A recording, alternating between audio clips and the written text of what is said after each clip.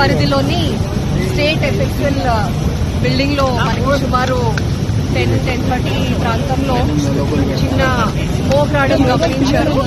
అర్లీగా వచ్చినటువంటి office boy ఆయన అందరికీ ఇన్ఫర్మేషన్ ఇవ్వగా local police and fire engines అన్ని కూడా ఇమీడియట్ గా రీచ్ అవ్వడం జరిగింది. ఫస్ట్ ఫ్లోర్ లో స్మోక్ రావడం స్టార్ట్ అయింది. Later on it has spread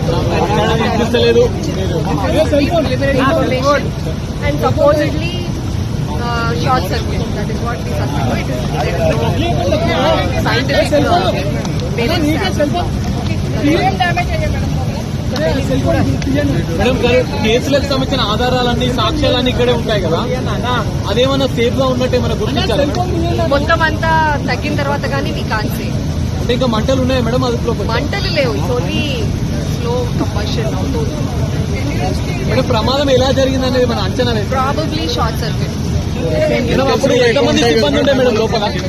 సిబ్బంది ఎవరు లేరు. There is no person. ఒక్క ఆఫీస్ పై చూసినతనే కొంచెం ఆయన ఇనీషియల్ గానే ఫైర్ ఎక్స్టింగ్విషర్ యూజ్ చేసి అది తగ్గించడానికి ట్రై చేశాడు, కానీ ఆయనకు కూడా కొంచెం అస్వస్థతకు లోనై he also was admitted in hospital. ఇంకా అప్పటికి ఆఫీస్ ఓపెన్ అవ్వలేదు కాబట్టి దెర్ ఆర్ హార్డ్లీ 3-4 పీపుల్. వాళ్ళందరూ ఇమీడియట్ గా బయటికి ఎవాక్యువేట్ అయ్యారు. మేడం మీ కార్యాలయం అంతా ఎవరి ఆధీనంలో పనిచేస్తుంది? Police department. ప్రతి శనివారం ఏదో జరుగుతుంది ఇంకా అట్లా అనుకుంటే రోజు ఏదో ఒకటి జరుగుతుంది, కానీ things happen. There are accidents.